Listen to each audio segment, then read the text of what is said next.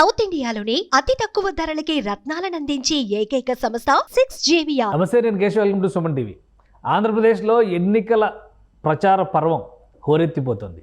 ఇక జాతీయ స్థాయి నేతలు, ముఖ్యంగా బీజేపీ అగ్రనేతలు కూడా ఆంధ్రప్రదేశ్లో ప్రచారానికి శ్రీకారం చుట్టబోతున్నారు. ఒకవైపు జోరుగా నామినేషన్లు సాగుతున్నటువంటి పరిస్థితి.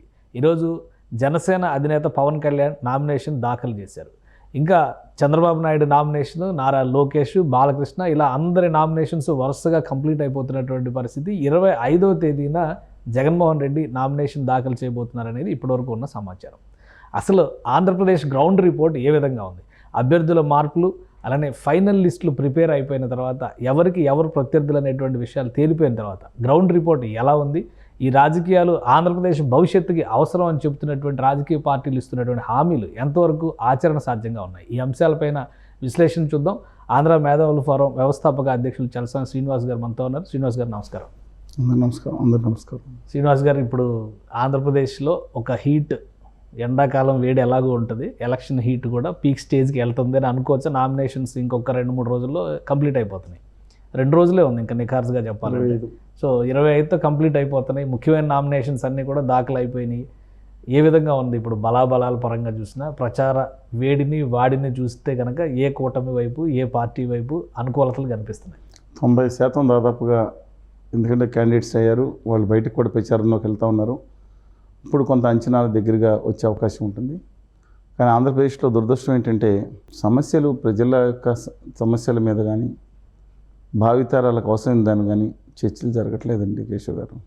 వాడిని ఎవరో వీడు ఏదో అన్నాడని, లేదా ఒక శాడిస్ట్ అన్నాడు, ఆయన సైకో అన్నాడని, లేదా భార్యలు పిల్లల గురించి దీమే చర్చలు చేసి వాళ్ళ వీరాభిమానులు మొత్తం సోషల్ మీడియాలో దీంట్లో నింపేస్తున్నారు. ఇది అన్ఫార్చునేట్ కదండి. ఈ దేశంలో అనేక రాష్ట్రాలు చూశాను. కనీసం మీరు ఇప్పుడు తమిళనాడు అంటే భావవేశం ఎక్కువ ఉంది, తెలంగాణ అంటే మూమెంటు, ఉద్యమాలు జరిగినాయి అన్న, ఒడిశా దగ్గర నుంచి ప్రతి ఒక్కళ్ళు కూడా ఆ రాష్ట్ర అభివృద్ధి గురించి చర్చలు జరుగుతూ ఉంటే, ఆంధ్రప్రదేశ్లో మాత్రం పక్క నాయకుడి కుటుంబం గురించి, పక్క నాయకుడి పేర్ల గురించి చర్చలు జరుగుతూ ఉన్నాయి. ఎంత దౌర్భాగ్యం అండి ఇది. ప్రజలు అసలు దీన్ని పట్టించుకునే స్థితిలో ఉన్నారు. వాళ్ళకి కల్ట్ సెక్ట్ కింద తీసుకెళ్ళిపోతున్నారు. ఒకళ్ళ మీద ఒకళ్ళకి ద్వేషం పెంచేసి, ఇంకా మనకేం అక్కర్లేదు. వీళ్ళు ఎలా ఉందంటే, నేను చెప్పింది డెఫినెట్గా ఇవాళ ఎన్నికలు అయిపోవచ్చు, తర్వాత కూడా నా మాట ఖచ్చితంగా ఆలకిస్తారు. ఎలా పరిస్థితి వచ్చిందంటే, వీళ్ళు వైఎస్ఆర్ కాంగ్రెస్ పార్టీలో ఉన్న కొంతమంది ఇక మనకి చంద్రబాబు కళ్యాణ్ బాబు రాకుంటే చాలు, రాష్ట్రం బాగుపడుతుంది, దాని ఉంటే అయిపోద్ది, ఇంకా రావు, సర్వనాశనం అయిపోయింది, ఇంకా రాదని ఒక బ్యాచ్. ఇక తెలుగుదేశంలో ఉన్న వీరామాలు కొంతమంది, ఇక మా రాష్ట్రానికి హోదా ఏ నాశనం అయిపోయినా జగన్మోహన్ రెడ్డి గారు వెళ్ళిపోతే చాలు, రాష్ట్రం బాగుపడిపోద్ది. అంటే సమస్య ఇంకేమీ లేదు. వ్యక్తిగతమైన దోషాల ద్వారా, లేదా వ్యక్తిగత ద్వేషం ద్వారా, వ్యక్తిగత ఆరాధన ద్వారా ఇవాళ రాజకీయాలు నడిపే పరిస్థితికి ప్రజల్ని కొంతమంది దుర్మార్గంగా రాజకీయ పార్టీలు, సోషల్ మీడియాలు, మీ సోషల్ మీడియా కాదు, ఎవరి సోషల్ మీడియా అంటే వారి సొంత సోషల్ మీడియాలో ఈ నెట్టేసే పరిస్థితి విపరీతమైన. ఎవరికి వాళ్ళు ఇప్పుడు ఈరోజు సీఎం గారు వైఎస్ఆర్సీపీకి సంబంధించిన సోషల్ మీడియా వారియర్స్ అందరినీ ఒక దగ్గర పెట్టి మీటింగ్ ఆర్గనైజ్ చేశారు. అటు ఐటీడీపీ కూడా ఆల్రెడీ అలాంటి ఇంటర్నల్ మీటింగ్స్ జరుగుతూనే ఉన్నాయి. సో ఈ ఇన్ఫ్లుయెన్స్ ప్రజల మీద ఉంటుందా అసలు? మోడీ గారు 1999 ఎన్నికల్లో సోషల్ మీడియా ఇన్ఛార్జ్ కింద మీరు చూశారు. ఆయన బాగా తెలుసు సోషల్ మీడియాలో ఆయన ఎలాగా జరుగుతుందో. బాగా 2014లో చాలా బాగా వాడుకున్నారు. ఇప్పుడు అన్ని పార్టీలు వాడుకున్నారు. లాస్ట్ టైము పీకే టీం గారు పెట్టారు, ఇప్పుడు ఐపాక్ టీం అయింది. ఇలా రాబిన్ గారు ఈయన టీము, కళ్యాణ్ గారు ప్రస్తుతం ఏ టీం లేదనుకుంటా. వీళ్ళందరూ ఇప్పుడు ఒకళ్ళ మీద, వీళ్ళందరూ మన వాళ్ళందరికీ ఒక notorious Bihar criminal from Bihar అన్న వ్యక్తి ఒక పార్టీకి ఆరాధ్యం అయిపోయాడు ఇప్పుడు త్రూ బ్యాక్ డోర్. ఏది కోడి కత్తి కుట్రలు చేశాడన్నారు, లేదా ఇంకో కుట్రలు చేశాడన్నారు, మమతా బాజీ కాల్ది, ఆయన ఆరాధ్యదైవం అందరికి కాకుండా కొంతమందికి. వాళ్ళ దురదృష్టం ఏంటంటే, వీళ్ళ పోల్ మేజర్స్ చేసేటట్టు వీళ్ళు ఆడుతున్నారు. స్వతంత్ర రాజకీయ వ్యవస్థ ఎన్నుముకలు చచ్చిపోయినాయి. నేను చెప్పింది కొంత బాధాకరంగా నిజం. ఎన్టీ రామారావు లాంటి దమ్మున్న నాయకుడు కానీ, లేదా ఒంటరిగా వెళ్తానని నిలబడిన రాజశేఖర రెడ్డి గారు కానీ, కనీసం నేను అభివృద్ధి విజన్తో ముందుకెళ్తానని 2 ఎలక్షన్స్ నిలబడిన 99 దగ్గర చంద్రబాబు నాయుడు గారు కానీ, ఇప్పుడు ఇష్యూస్ ఏం కాదు, ఏది కావాలన్నా ప్లీజ్ కాంటాక్ట్ కన్సల్టెంట్ పొలిటీషియన్, ఎక్కడ చేయాలి సర్వే చేసిస్తారు. ఎందుకంటే ఏ పార్టీలో ఉండేది, వైఎస్ఆర్ కాంగ్రెస్ పార్టీలో లాయల్గా ఉన్న వాళ్ళకి అప్పుడు వేరే ఉండేదని. ఇవాళ వాళ్ళు జరుగుతున్న ట్రీట్మెంట్ ఏంటి? తెలుగుదేశం పార్టీలో ఉండగా సభలోనే వెళ్ళి అక్కడ ఒట్టి వసంత్ గారితో దెబ్బలాడి అక్కడ తన్నులు తిని ఇబ్బంది పడి, ఇవాళ వైఎస్ఆర్ కాంగ్రెస్ పార్టీ అధికారంలోకి వచ్చిన తర్వాత అరెస్ట్ అయ్యి నానా ఇబ్బందులు కూడా రిలీజ్ అయ్యి గేట్ బయటకు వచ్చేటప్పటికి మళ్ళీ అరెస్ట్ చేసి మళ్ళీ లోపల పెట్టి ఇంకో కేసు మీద పెట్టిన నరకయాతన పడ్డ చింతనమైన ప్రభాకర్ సరే ఆయన అక్కడ ఇసుక కేసు అది జరిగింది పక్కన పెట్టడం మామూలుగా దట్స్ డిఫరెంట్. ఇప్పుడు చాలామంది బయటపడతారు, కొంత బయటపడరు. కానీ చెప్తున్నా నేను నాట్ సపోర్టింగ్ దట్. కానీ ఆయనకి బీఫారం వస్తుందో రాదో ఇవాళ అంటే వాళ్ళు 23వ తారీఖు వరకు బీఫారం రాపోయినా వస్తుందో రాదో బీజేపీ కన్నా కటాక్షాల మీద ఆరాటం దౌర్భాగ్య స్థితికి తీసుకెళ్ళిపోయారు. అటుపై ఇటు కూడా వైఎస్ఆర్ కాంగ్రెస్ పార్టీ కూడా. ఇక జనసేన పార్టీలో గౌరవనీయులు నేను గౌరవించే బుద్ధప్రసాద్ గారు తెలుగు భాష కోసం మా అనుబంధం ఉన్నాం. అలాంటి వాళ్ళందరూ తెలుగుదేశం పార్టీ దాంట్లో చాలామంది వెళ్ళిపోయారు. ఇక ఉత్తర భారతీయ జనతా పార్టీలో అందులో ఎవరండి క్యాండిడేట్స్ పోటీ చేసేవాళ్ళు మీరు చెప్పండి. మాలో అడుగుతున్నాం, మనం మాట్లాడుకుందాం. 6 ఎంపీలు ఉన్నారు చెప్పండి. అందులో ఆ పార్టీ క్యాండిడేట్ ఎవరు? భూపతిరాజు శ్రీనివాస వర్మ గారు. మేము ఆ పార్టీ విధానాలను వ్యతిరేకిస్తాం, ఆయన ఓడించడం ప్రయత్నిస్తాం, అది వేరే సంగతి. కానీ అసలు పురంధేశ్వరి గారు 10 సంవత్సరాల పాటు కాంగ్రెస్ పార్టీలో మంత్రిగా ఉండి ఓడిపోగానే దీంట్లోకి వచ్చారు. ఆఖరి వరకు మంత్రి పదవితో పట్టుకునే ఉన్నారు ఆవిడ. వాళ్ళ హస్బెండ్ డాక్టర్ గారు వైఎస్ఆర్ కాంగ్రెస్ పార్టీ, ఈవిడ బీజేపీలో ఉన్నారు, ఆయన వైఎస్ఆర్ కాంగ్రెస్ పార్టీ. వాళ్ళ అబ్బాయి సెంచురామ్ హితేష్ గారు ఆయన వైఎస్ఆర్ కాంగ్రెస్ పార్టీ సిటిజన్షిప్ ఇబ్బంది అయ్యి ఆయనకు రాలేదని ఈయన తీసుకున్నారు. వాళ్ళ మరిది గారు, వాళ్ళ తమ్ముడు గారు, వాళ్ళందరూ తెలుగుదేశం పార్టీలో ఉన్నారు. ఉండటం తప్పు కాదండి అసలు. అది ఏం జరుగుతుంది ఎవరు అన్నారంటే వాళ్ళు ఏదో మాట్లాడుకునే పరిస్థితులు నేను అంటున్నాను. మొత్తం ఎక్కడికి వెళ్ళిపోతుందని పరిస్థితి మీకేమైనా అర్థం అవుతుంది అసలు? ఒకటి ఇప్పుడు అది అందరికీ ఆల్రెడీ తెలుసు. ఇంకోటి ఏంటంటే గెలిచిన తర్వాత ఎవరు ఏ జెండా పట్టుకుంటారో కూడా అర్థం లేని అయోమయ స్థితిలో ఆ పార్టీలో ఎవరండి? ఆవిడ తప్ప కాదు. అదే కదా. కాదు, కిరణ్ కుమార్ రెడ్డి గారు ఎవరు చెప్పండి నాకు. కిరణ్ కుమార్ రెడ్డి గారు ఎవరు? ఈ కాంగ్రెస్ పార్టీ గురించి మాట్లాడతా కాంగ్రెస్ పార్టీని వదిలేసి చెప్పుల పార్టీ పెట్టి నేను లాస్ట్ బాల్ వరకు ఆడతానని ఏం చేశారు? రాష్ట్రం ఏమైపోయిందో చూశారు మీరు. మొట్టమొదటి జరిగి ఉంటే కాదు ఆయన కాన్ఫిడెన్స్ ఓవర్ కాన్ఫిడెన్స్ ఎవరిని రాష్ట్రం ఆంధ్రప్రదేశ్ విభజిత ఆంధ్రప్రదేశ్ అయిపోయింది. అది ఆయన వేరే పార్టీ పెట్టుకుని నేను అసలు కాంగ్రెస్ పార్టీ మొదటిసారి ఎక్కడ ఆల్రెడీ వీడిపోయి ఆ పార్టీ పెట్టుకున్నారు. ఆయన క్యాండిడేట్. ఇక ఆయన కొత్తపల్లి గీతా గారు ఎవరండి? వైఎస్ఆర్ కాంగ్రెస్ పార్టీ తరఫున 2019లో 2014లో ఎంపీగా గెలిచి నెగ్గిన వెంటనే ఇంకా ఈ ఆవిడ ఎస్పీ రెడ్డి గారు ఇంకా ప్రమాణ స్వీకారం చేయకుండా మా పార్టీ అఫిలియేషన్స్ అని చేసిన ప్రకటన చూసాం మనం. తర్వాత 2-3 పార్టీలు వెళ్ళారు. ఆ పార్టీ బీజేపీ పార్టీనా. ఆ తర్వాత గవర్నీయులు సీఎం రమేష్ గారు. ప్రజలకు తెలుసు. సీఎం రమేష్ గారు ప్రజలకు తెలుసు. ప్రజలు ఓటు వేస్తారా లేదా ఇప్పుడు నేను చెప్తున్నాను. ఎక్సెప్ట్ ఆయన అక్కడ ఉత్తర భారతీయ జనతా పార్టీ 10 సీట్లు వచ్చినాయి. ఆ 10 సీట్లో మళ్ళీ ఇప్పుడు అసెంబ్లీ సీట్లు 10, అందులో మళ్ళీ తెలుగుదేశం వాళ్ళే చాలామంది ఉన్నారు. తెలుగుదేశం వాళ్ళు అంటే మాజీ తెలుగుదేశం వాళ్ళు. ఏది నిన్నటి వరకు అది కాదండి. ఆ వరప్రసాద్ గారు టికెట్ ఇవ్వలేదు, నేను ఇంకా టికెట్ చూస్తున్నాను, నేను లోపల తిరుపతి వెళ్ళి బీజేపీ పార్లమెంట్ అభ్యర్థికి డిక్లేర్ చేసింది. ఆయన ప్రజారాజ్యం తరఫున వచ్చారు రాజీనామా చేసి. మంచివాడే కానీ చెప్తున్నాను. ఆ తర్వాత ఇంకో పార్టీ, ఆ తర్వాత వైఎస్ఆర్, ఆ తర్వాత రాజీనామా చేశాడు, సంతకం ఆరలేదు, ఈ పార్టీలో అభ్యర్థికి డిక్లేర్ చేశారు. ఇంకా అది అయిపోయింది. ఇప్పుడు చెప్పండి 10 మంది అభ్యర్థులు ఉన్నారు. నిన్న మన డాక్టర్ గారు ఎగనెస్ట్గా నల్లమల్లి రామకృష్ణారెడ్డి ఆయన ఏ పార్టీలో ఉన్నారు ఎందుకు చెప్పండి. ఇవాళ మీరు ఆయన ఇంకా తెలుగుదేశమే. ఇవాళ 23వ తారీఖు సాయంత్రం రాత్రికి మీరు చెప్పండి ఏ పార్టీలో ఉన్నారో తెలియదు. బీజేపీకి పంపిస్తారండి. ఎల్ఎన్ మోరో నాకు తెలుగుదేశం. ఒకటి అంటే శ్రీనివాస్ గారు ఒకటి ఏంటండి ఇది 2004 ఎలక్షన్స్ లో కాంగ్రెస్ పార్టీ దానవ నాగేంద్రకి టికెట్ రిజెక్ట్ చేస్తే రాత్రికి రాత్రి తెలుగుదేశం టికెట్ తీసుకుని గెలిచేసి మళ్ళీ రాజీనామా చేసి గవర్నమెంట్ పోయింది, మళ్ళీ కాంగ్రెస్ గవర్నమెంట్ వచ్చింది అనగానే అక్కడ రాజీనామా చేసి సర్కస్ ఫీట్లన్నీ ప్రజలు చూశారు, ప్రజల మెమరీలో ఉంటాయి. ఇప్పుడు కూడా ఆంధ్రప్రదేశ్ లో రాజీనామా చేయడం ఒక నిమిషం ఇప్పుడు కూడా ఆంధ్రప్రదేశ్ లో జరుగుతున్న పరిణామాలను కూడా ప్రజలు గమనిస్తూనే ఉంటారు. కానీ ఓటు ఫ్యాక్టర్ విషయంలో ఒకవైపు ఏమో జగన్మోహన్ రెడ్డి గారు వెల్ఫేర్ గురించి మాట్లాడుతున్నారు, ఇంకోవైపు ఏమో అరాచక పాలన కేంద్రంలో మోడీ గారు ఉన్నారు కాబట్టి కూటమిని ఆశీర్వదించండి మీకు అద్భుతాలు చూపిస్తామని కూటమి చెప్తుంది. ఎవరి వైపు ప్రజలు ఉన్నారు? మనం సర్వేలు చేయకూడదు కానీ అంచనాలు నేను ఖచ్చితంగా చెప్తున్నాను. పెద్దలు విజ్ఞులు అనేక మంది సర్వే సంస్థల యొక్క మిత్రులు ద్వారా కానీ నాతో సహచరులు నాతో కలిసి దశాబ్దాలు నడుస్తున్న విశ్వవిద్యాలయ ప్రొఫెసర్లు, మాజీ వైస్ ఛాన్సలర్లు, స్టూడెంట్ లీడర్సు, ఉద్యోగులు అందరూ కలిపి మిత్రులు అందరూ కలిపి నాకు కూడా రోజుకో జిల్లా పర్యటన చేస్తూనే ఉంటారు కదా. ఏవో ఒక విగ్రహావిష్కరణలను మొన్న ఉండి నారాయణస్వామి గారిని గొప్ప వ్యక్తిత్వం. మనం ఈ టైంలో ఒక గొప్ప వ్యక్తిత్వం నారాయణస్వామి గారిని అలాంటి ఆయన విగ్రహావిష్కరణకి పోలవరం సాధన సమితి అధ్యక్షులుగా ఉన్నారు. తిరుగుతూనే ఉంటాను, 100 మందిని కలుస్తూ ఉంటాం. ఈ నేపథ్యంలో ఒకటండి, దీంతో పాటు ఇంకొక సమాచారం, 3 సమాచారాలు క్రోడీకరించి చెప్తున్నాను నేను. అంటే అద్భుతాలు జరిగిపోయిన, అర్ధరాత్రి మారిపోయిందని ఎవరు చెప్పలేదు, కన్సిస్టెంట్గా చెప్తున్నాను. మనం మాట్లాడుకున్న దాంట్లో కూడా గత సెప్టెంబర్ వరకు దాదాపు 125, 130 స్థానాలు వస్తాయేమో కూటమి అంటే. వామపక్షాలు, తెలుగుదేశం, జనసేన అనుకునే పరిస్థితి, బీజేపీ లేదు అనుకునే పరిస్థితి నుంచి ఎప్పుడైతే ఉత్తర భారతీయ జనతా పార్టీతో తెలుగుదేశం పార్టీ బలవంతం పొత్తు పెట్టుకోవాల్సి వచ్చిందో, వాళ్ళు బలవంతం చేశారు, వీళ్ళ బలవంతం చేశారో, వీళ్ళు రేపు చేసి ఏదో జరిగింది అక్కడ.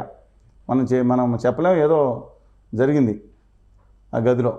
అందువలన అది వచ్చిన తర్వాత మాత్రం 20-25 సీట్లు తగ్గిపోయినాయి. నేను ఎవరన్నా మీరు గమనించండి. సో కూటమి తగ్గిపోయి జగన్మోహన్ రెడ్డి గారి ఒక పక్షానికి, అంటే వాళ్ళ ఫ్యాన్స్ ఒప్పుకోవచ్చు. మా అన్నకి 220 సీట్లు అంటారు, ఏదే 175 అంటే వేరే ఫ్యాన్స్ ఒప్పుకోరు. పవన్ కళ్యాణ్ గారి ఫ్యాన్స్ అసలు ఒప్పుకోదు, 300 తక్కువ మాట్లాడరు వాళ్ళు. మీ అన్న 320 అయితే మాకు 300 వస్తాయంటారు. సరే, అందరూ అంటలేదు కొంతమంది. అందువల్ల ఇవన్నీ పరిగణన తీసుకుని చూస్తే 70 నుంచి 75 స్థానాలు వైఎస్ఆర్ కాంగ్రెస్ పార్టీకి 42.8% ఓటింగ్తో, 100 నుంచి 105 స్థానాలు 45.3% ఓటింగ్తో కూటమికి, 3.9% వైఎస్ఆర్ తెలంగాణ పార్టీ మాజీ అధ్యక్షురాలు, కాంగ్రెస్ పార్టీకి ఆంధ్రప్రదేశ్ శాఖ ప్రస్తుత అధ్యక్షురాలుగా పనిచేస్తున్న షర్మిల గారి నేతృత్వంలో కాంగ్రెస్ పార్టీతో సహా, దాంతో పొత్తు పెట్టుకుని నిజాయితీగా హోదా విభజన హామీల కోసం వెయిట్ చేస్తున్న వామపక్షాలు, ఇతర ఇండిపెండెంట్లకి, ఇతరులు అందరూ కలిపి 3.9%, నోటాకి 1.14%. ఇవన్నీ మనం గమనిస్తున్నాం. కానీ విచిత్రంగా ఇంతకుముందు లేనట్లు మన ఏప్రిల్కి నాటికండి, ఇంతకుముందు 6.86% దాదాపుగా అన్డిసైడెడ్, ఇతరులకు 3.9. ఓకే, అన్డిసైడెడ్ 6 అంటే 3-4% ఉండేది యాక్చువల్గా. ఇది పెరిగిపోయింది కూలంకషంగా. దాన్ని శోధిస్తే ఏంటంటే, ఎక్కువగా ఉన్న ముస్లిం మైనారిటీస్ మిగతా వాళ్ళు ఓ పక్కన తెర ముందు పొత్తు ఇళ్ళు పెట్టుకున్నా, తెర పొత్తు వాళ్ళు అనుకుని ఆ అయోమయ స్థితిలో ఉన్నదా లేదా ఏం చేయాలని అర్థం కానీ వాళ్ళు ఎక్కువ మంది ఉన్నారు. అందువల్ల ఇప్పటికి కూడా వాళ్ళు చెరుసగం వచ్చినా సరే ఇదే మెయింటైన్ అవుతుందండి. 75, 70, 75, 100, 105. వాళ్ళు కనుక వాళ్ళు ఒక్కలే కదా మైండ్స్, మిగతా వాళ్ళు కూడా అన్డిసైడెడ్, ఇంటలెక్చువల్స్, మిగతా వాళ్ళు ఇతరుల కేటగిరీలో ఇతరులు కదా అన్డిసైడెడ్ 6% అన్నారు. ఇతరుల కేటగిరీ 3.9% కాంగ్రెస్ లో సీట్లు వచ్చే అవకాశాలు ఏమైనా ఉన్నాయా? అవతల క్యాండిడేట్ ఏదైనా జరిగితే తప్ప ఇంకా కాంగ్రెస్ పార్టీ ఇంకా వెయిట్ చేస్తుంది. ఎవరైనా సీట్ రాకుండా ఆఖరి నిమిషంలో వచ్చేసి ఇండిపెండెంట్ ఎగుతారు కదా. ఇవాళ కాంగ్రెస్ పార్టీకి ఎక్కడా కూడా డిపాజిట్ రావడం అనేది కొన్ని చోట్ల జరుగుతున్నాయేమో, మిగతా చోట డిపాజిట్ కూడా వచ్చే పరిస్థితి లేదు. ఒక ఊపు గవర్నీలు రాహుల్ గాంధీ గారు ప్రత్యేక హోదా మీద మొదటి సంతకం పెడతా అన్న తర్వాత తెలంగాణలోను కర్ణాటకలోను బోత్ స్టేట్స్ ఫర్ ఆంధ్రప్రదేశ్ రెండు వచ్చిన తర్వాత ఊపు పెరిగిందండి. 2.5%. షర్మిల గారు వచ్చిన తర్వాత సరే కొంతమంది బాగా ప్రచారం చేస్తామన్న డిఫరెంట్ ఇష్యూ. బట్ వాళ్ళకి మాత్రం 3.9% రావచ్చు. అందులో సిపిఎం పార్టీ అరకు లాంటి కొన్ని చోట్ల పోటీ ఇవ్వచ్చు, కాంగ్రెస్ పార్టీ కూడా కొన్ని చోట్ల పోటీ ఇస్తుంది. బట్ నెగ్గితే ఒక సీట్ నెగ్గుతుందేమో, లేదంటే అది కూడా లక్కీగా 150 స్థానాల పైగా డిపాజిట్ పోయే అవకాశం కూడా కనపడుతుంది కాంగ్రెస్ పార్టీకి. నిన్న శర్మ గారికి కూడా డిపాజిట్ వస్తున్నారో అదో చెప్పలేం. మీరు మళ్ళీ ఎన్నికలు అయిన తర్వాత మనం మాట్లాడుకుంటాం. కడప లోక్సభ అంటే ఇప్పుడు నెగ్గేస్తామనే చెప్తున్నారు. ఆవిడ తప్పులేదు, ఆవిడ వైఖరి నేను తప్పట్ను, ఆవిడ నెగ్గుతామని చెప్తారు. 4 లక్షల మెజారిటీ వస్తుందని చెప్పొచ్చు. కానీ అంటే ఇప్పుడు వివేక కేసుని ప్రజలు పక్కన పెట్టేస్తారు అనుకోవాలా? ఎందుకు పక్కన పెట్టండి, దేనికదే దేనికదే అండి. ఆవిడ సునీతగా న్యాయం జరగాలనే కోరికలు నిజమైన అర్థం ఉంది, దాంట్లో జరగాలి. కానీ అది వేరు, ప్రజల ఓటింగ్ వేరండి.